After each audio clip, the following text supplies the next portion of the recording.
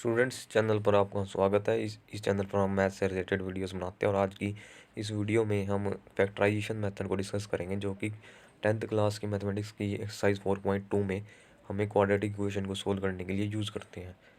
आप इस वीडियो को आखिरी तक देखिए और इस वीडियो को देखने के बाद आप बड़ी आसानी से फैक्टराइजेशन मेथड से किसी भी इक्वेशन को सोल्व कर पाएंगे।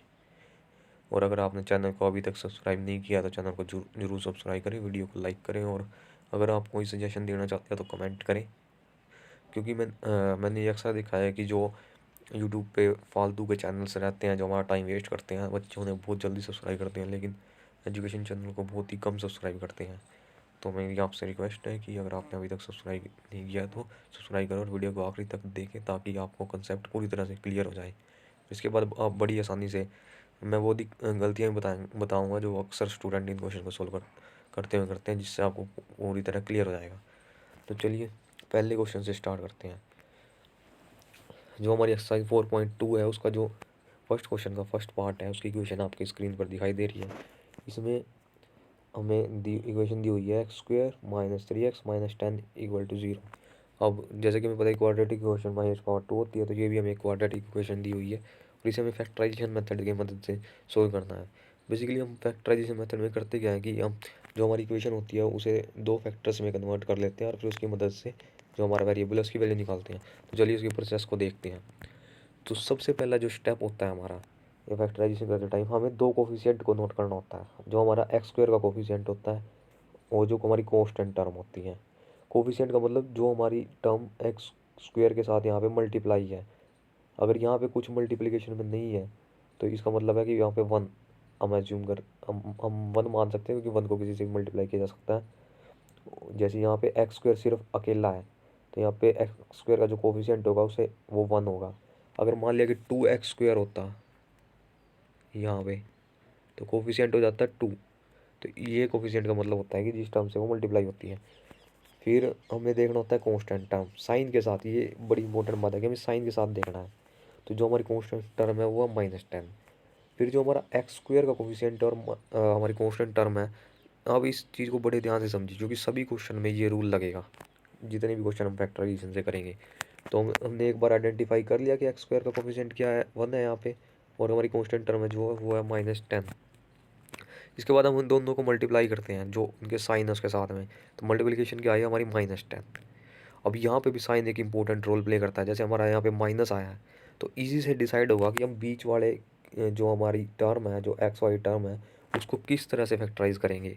तो अगर साइन हमारा नेगेटिव आता है मल्टीप्लिकेशन करने का तो हम बीच वाली टर्म को इस तरह से इस तरीके से डिवाइड करते हैं कि उनका डिफरेंस जो है बीच वाली टर्म का कोफिशिएंट हो, यानी कि उनका डिफरेंस इस क्वेश्चन में देखें तो तुम्हारा एक्स का कोफिशिएंट 3 है।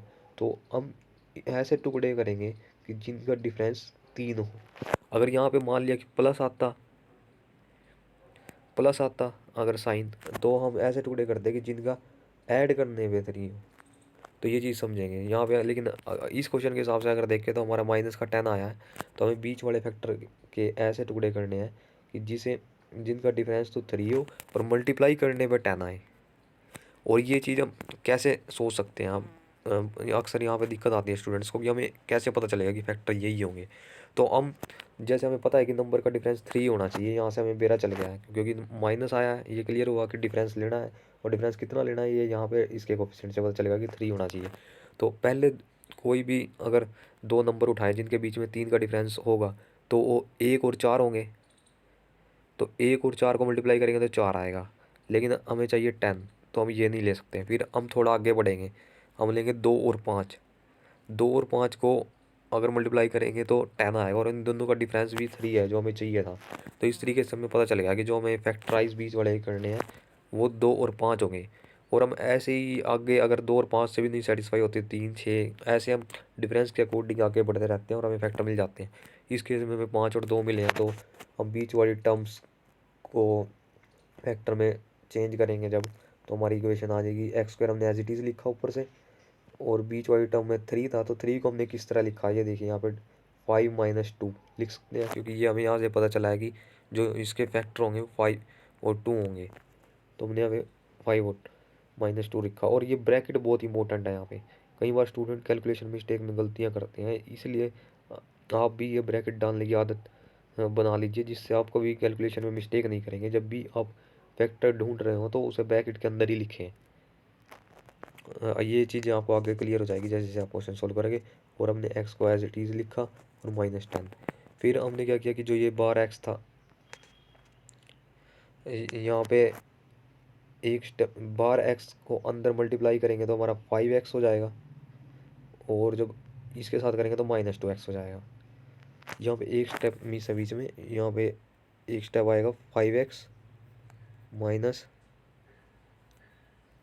2x। ये चीज़ ब्रैकेट में होगी हमारे पास, इस इक्वेशन में अंदर मल्टीप्लाई कर देंगे। और फिर उसके बाद अगर हम देखेंगे तो बार माइनस लगा होगा तो इनके साइन चेंज हो जाएगा। तो हमारा जो माइनस इंटू 5 इंटू एक्स है तो -5x आएगा।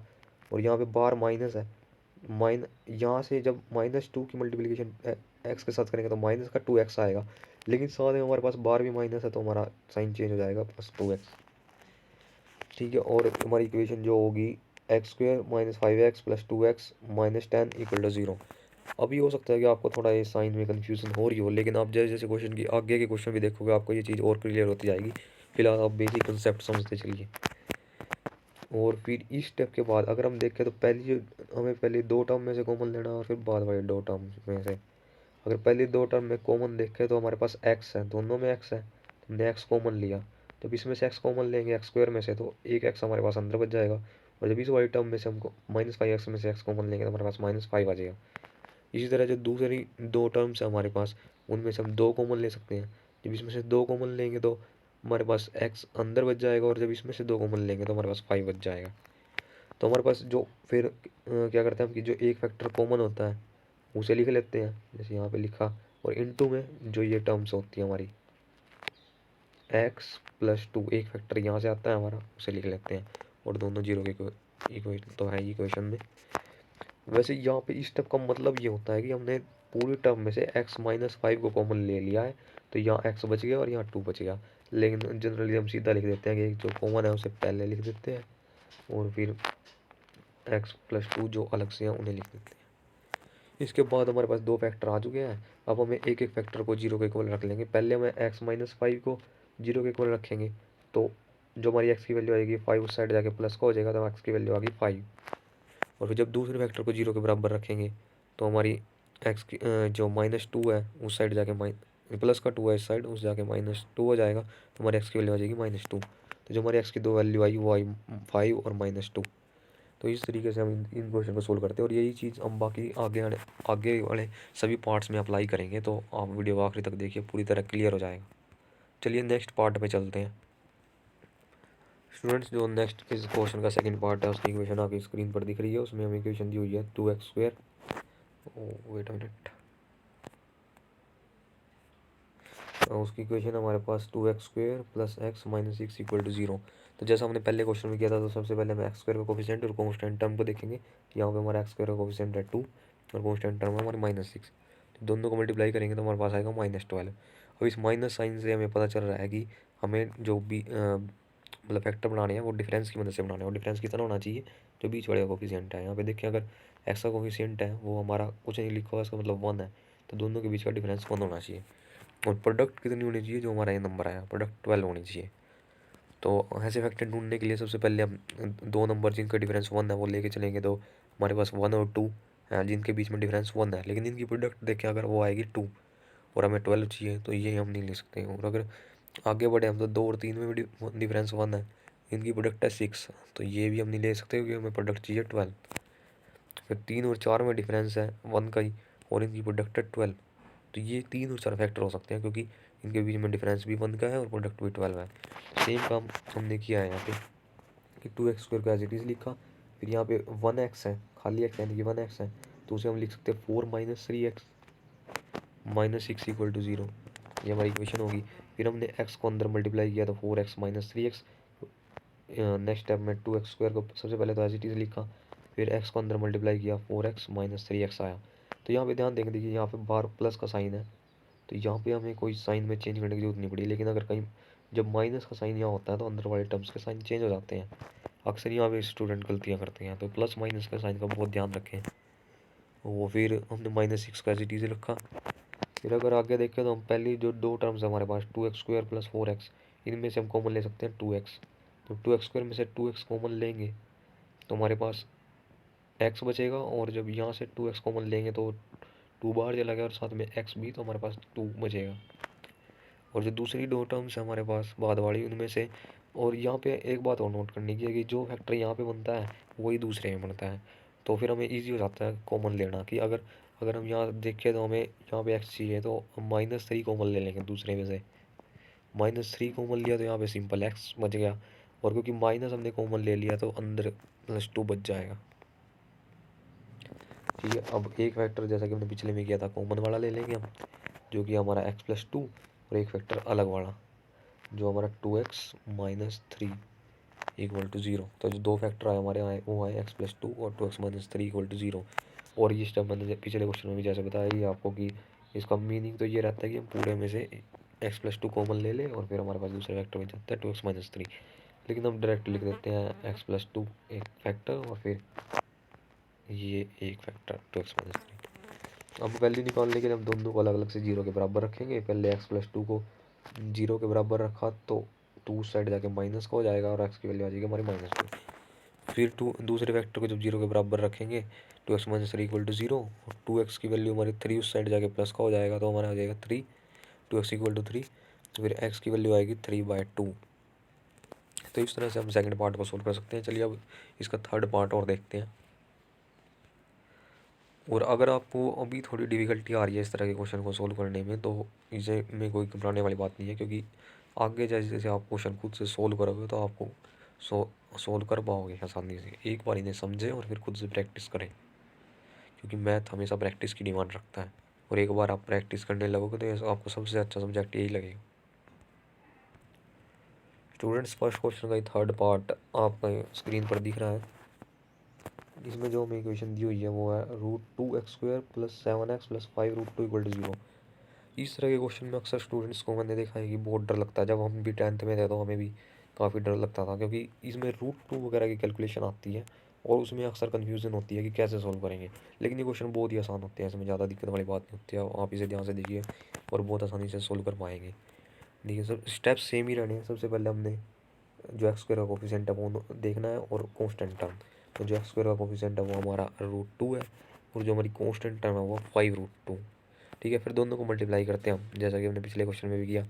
तो यहाँ पे मल्टीप्लाई में अक्सर दिक्कत आती है स्टूडेंट, खासकर जिनके बेसिक क्लियर नहीं है।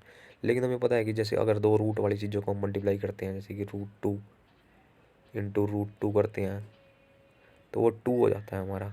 तो सेम यहाँ पे है कि हमारा √2 × 5 √2 है, तो 5 तो हमारा एज इट इज़, और √2 × √2 मिलकर हमारा 2 हो जाएंगे। तो 2 × 5 करेंगे तो हमारे पास 10 आ जाएगा। और प्लस का 10 आया तो इसका मतलब ये है कि हमें ये साइन बहुत इंपॉर्टेंट है। प्लस का मतलब है कि अब हमें बीच वाले के ऐसे टुकड़े करने हैं जिन्हें ऐड करने पर 7 मिले और मल्टीप्लाई करने पर 10 मिले।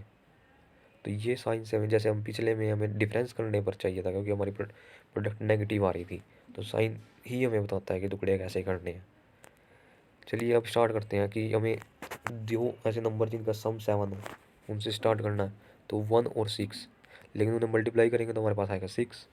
फिर हम थोड़ा आगे बढ़ते हैं, क्योंकि हमें 10 चाहिए मल्टीप्लिकेशन में। फिर 2 और 5 का अगर हम यूज़ करेंगे तो हम देखेंगे कि दोनों को ऐड करने पे 7 आ ही रहा है, और साथ में दोनों को मल्टीप्लाई करने पे 10 भी आ रहा है, जो हमें चाहिए था। तो इस तरीके से हम कह सकते हैं कि जो हमारे फैक्टर बनेंगे वो 2 और 5 बनेंगे।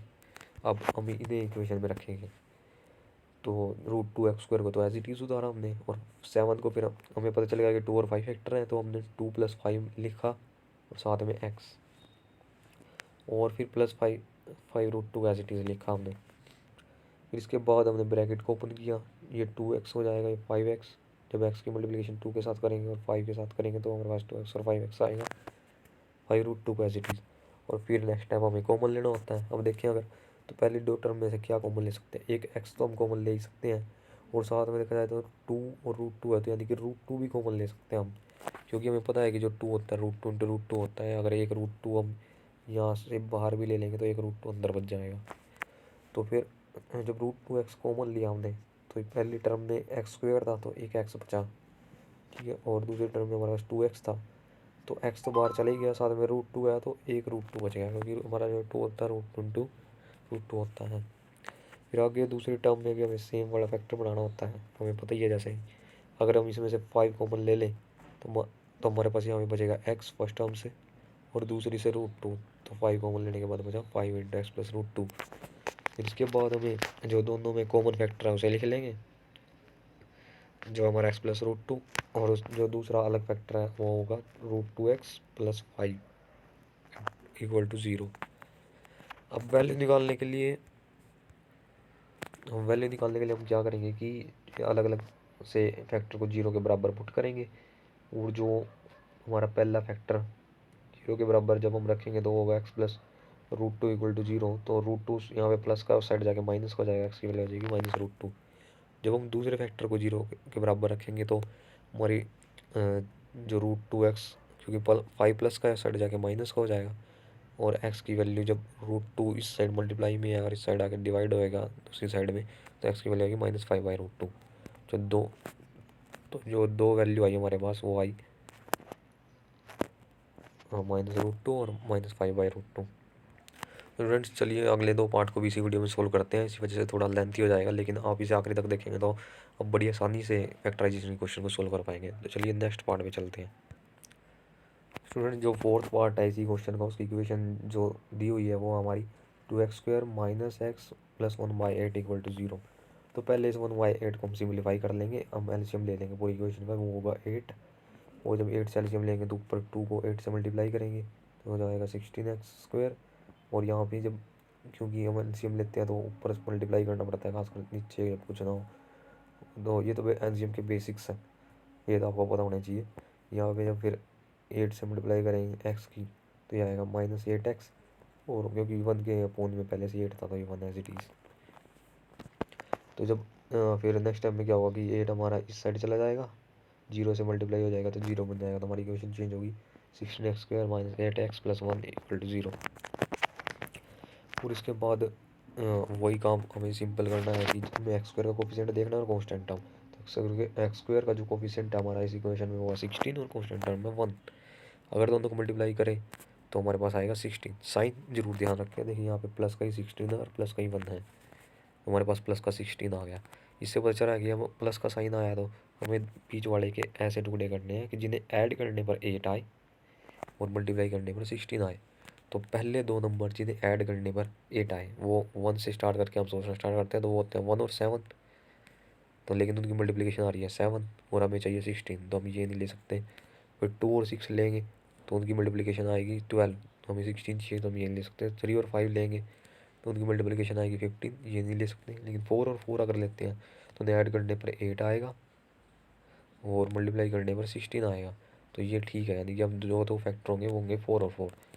तो हमने यही काम किया यहाँ पे, पहले 16x² को यहाँ से एज इट इज़ रखा और फिर 8 को लिखा। देखिए यहाँ पे ब्रैकेट में लिखा है, ये यहाँ पे ये इंपॉर्टेंट बात है, जब खासकर जब बाहर माइनस का साइन हो तो साइन चेंज होते हैं, इसलिए हम ब्रैकेट में लिख देते हैं। 8 को लिखा हमने 4 + 4 × x + 1, ताकि कैलकुलेशन मिस्टेक ना हो। देखिए आगे 16x² को एज इट इज़ रखा तो x को अंदर मल्टीप्लाई कर दिया, पहले 4x हो जाएगा यहाँ पे, फिर यहाँ भी 4x हो जाएगा, इस दोनों से मल्टीप्लाई होएगा जब अंदर, +1 = 0। अब देखिए यहाँ पे नेक्स्ट टाइम में 16x² को एज इट इज़ रखा, बाहर साइन है माइनस का तो अंदर के साइन चेंज होते हैं, ये भी -4x हो जाएगा प्लस का था जो, और ये वाला भी -4x, +1 = 0। अक्सर इसी स्टेप में ज़्यादातर गलतियाँ होती हैं, तो इस स्टेप को आप ध्यान से करें क्योंकि ये बाहर माइनस का साइन समझ नहीं आता बच्चों को कई बार, तो इसलिए आप ब्रैकेट का यूज़ करें, कन्फ्यूज़न नहीं होगी कभी। तो फिर हमें कॉमन लेना होता है, अगर हम देखते हैं इन दोनों में से हम 4x कॉमन ले सकते हैं। तो जब हमने 4x कॉमन लिया तो यहाँ पे 4 बार आ गया तो अंदर 4 बचा एक, तो और x² है यहाँ पे, एक x बार आ गया तो एक x की पावर यहाँ बचेगी, तो 4x बचा। इस तरह यहाँ से 4x पूरा कॉमन ले लिया हमने तो सिर्फ 1 बचा। और जब हमने नेक्स्ट वाले में भी सेम बनाना होता है 4x - 1, यहाँ पे देखेंगे -4x है तो -1 अगर हम कॉमन ले लें तो अंदर बचेगा 4x, माइनस बार आ चुका है। और देखिए जब माइनस बार भी होता है तब भी साइन चेंज आते हैं, साथ में बचेगा हमारा 4x - 1। वैसे यहाँ पे ज़्यादा कन्फ्यूज़न की ज़रूरत भी नहीं है क्योंकि ये वाला फैक्टर और ये वाला फैक्टर सेम ही बढ़ते हैं।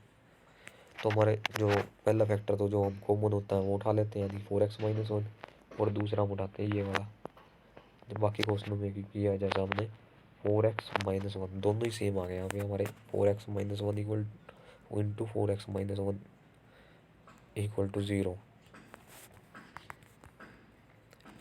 अब हमें वैल्यू निकालनी है। हम फैक्टर को 0 के बराबर रखेंगे जब पहले 4x-1 इक्वल टू 0 को, तो हमारी 4x की वैल्यू आएगी 1, क्योंकि 1 इस साइड यहाँ माइनस का है तो दूसरी साइड जाके प्लस का हो जाएगा। और x की वैल्यू आ जाएगी 1/4। यहाँ पे 4 मल्टीप्लाई में है तो डिवाइड में चला जाएगा। और क्योंकि दूसरा फैक्टर भी सेम है तो वहाँ से भी हमारी x की वैल्यू आएगी 1/4। और इस तरीके से हमारी x की दोनों वैल्यू 1/4 आएंगे इस क्वेश्चन में। तो इस तरह से बड़ी आसानी से आप इन क्वेश्चन को कर सकते हो। अब आखिरी पार्ट रहता है, चलिए उसको भी देख लेते हैं। स्टूडेंट्स, जो इस क्वेश्चन का 5th पार्ट है उसके आखिरी पार्ट की क्वेश्चन आपकी स्क्रीन पर दिख रही है। इसमें हमारे पास जो इक्वेशन है वो है 100x² - 20x + 1 इक्वल टू 0।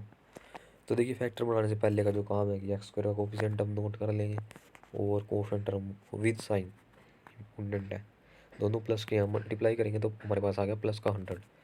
अब प्लस आया है तो इसका मतलब कि हमें बीच वाले के टुकड़े ऐसे करने हैं कि ऐड करने पर 20 आए, मल्टीप्लाई करने पर 100 आए। तो अब अगर हम स्टार्ट करें तो जैसा कि हम 1 से स्टार्ट करते हैं तो 1 और 19 को करेंगे तो हम 19 आएगा मल्टीप्लाई करने में, तो हमें तो 100 चाहिए, तो ये बात नहीं बनेगी। ऐसे ही और 2 और 18 करेंगे तो हमारे पास 36 आएगा, तो ये भी नहीं होगा। अगर थोड़ा और बढ़ाएं, देखिए कि गैप बहुत ज़्यादा है, हमें 100 तक जाना है, तो 5 और 15 लेंगे तो हमारे पास 75 आएगा, ये भी नहीं हो रहा। और इसी तरह अगर 8 और 12 को चेक करें तो वो हो जाएगा हमारा 96। लेकिन अगर जब हम दोनों को 10-10 लेंगे तो हमारे पास आ जाएगा 100। तो और वही हमें चाहिए था, मल्टीप्लाई करने पर 100 और ऐड करने पर 20। तो हमें मिल गए दोनों फैक्टर 10 और 10। अब जैसा कि मैंने पिछले क्वेश्चन में भी किया है, यहाँ पे पहले 100x² का एज इट इज़, फिर यहाँ पे देखिए ब्रैकेट जब माइनस साइन होता है खासकर तब ब्रैकेट का रोल बढ़ जाता है, तो मैंने ब्रैकेट के अंदर लिखा है 20 को कैसे लिख सकते हैं 10 + 10 इंटू में x, ये एज इट इज़ यहाँ से, और +1 इक्वल टू 0। तो फिर बाद में हमने क्या किया कि 100x² को एज इट इज़, फिर अंदर x को अंदर मल्टीप्लाई कर दिया 10x + 1 इक्वल टू 0। फिर हम ब्रैकेट ओपन कर लेंगे, 100x² को एज इट इज़ रखा, ब्रैकेट ओपन होगी तो साइन चेंज हो जाएंगे, -10x, ये भी माइनस का हो जाएगा जो प्लस का है, और +1 इक्वल टू 0। और यहाँ पे फिर दोनों अगर टर्म में देखें तो हम 10x को कॉमन ले सकते हैं। जब इसमें से 10x कॉमन ले लेंगे तो 100 मीन्स, क्योंकि हम 10 तो कॉमन ले सकते हैं तो अंदर 10 बचेगा, और साथ में x² में से x बाहर आ गया तो अंदर x बचेगा। और यहाँ पे पूरा 10x हमने बाहर ले लिया तो साथ आ जाएगा -1, माइनस तो ऑलरेडी है 1 यहाँ पे बचेगा जब इसे कॉमन ले लेंगे। फिर क्योंकि यही फैक्टर हमें यहाँ बनाना होता है 10x - 1, और यहाँ पे है -10x, तो हम -1 कॉमन ले लेंगे ताकि अंदर बच जाए प्लस का 10x। साथ में इसका भी साइन चेंज होगा क्योंकि बाहर हमने माइनस कॉमन लिया तो 10x - 1। तो ये चीज़ बहुत इंपॉर्टेंट आती है, जब हम माइनस कॉमन लेते हैं तो हमें बिल्कुल एग्जैक्टली ये फैक्टर मिल रहा है। ठीक है, तो एक जो ये कॉमन होता है ये ले लेते हैं हम 10x - 1, और ये दूसरा होता है हमारा वो होता है 10x और -1, दोनों सेम ही आ गए इस केस में भी जैसा पिछले क्वेश्चन में भी था। तो जब हम 10x - 1 को 0 के बराबर पुट करेंगे तो 10x हो जाएगा हमारा 1, ये 1 इस साइड है जो यहाँ पे आगे प्लस का हो जाएगा, और x की वैल्यू हो जाएगी 1/10। 10 जो है यहाँ से डिवाइड में आ जाएगा। तो सेम क्योंकि दोनों फैक्टर सेम है तो दूसरी साइड से भी हमें x की वैल्यू जो मिलेगी 1/10 होगी। तो हमारा आंसर आएगा वो आएगा 1/10, 1/10। तो इस तरह से क्वेश्चन को हम सोल्व कर सकते हैं। और अगर आपको ये वीडियो यूज़फुल लगी हो तो चैनल को जो सब्सक्राइब करें और वीडियो को लाइक करें, और अगर आप कुछ सजेशन देना चाहते हैं तो कमेंट करें। Thank you.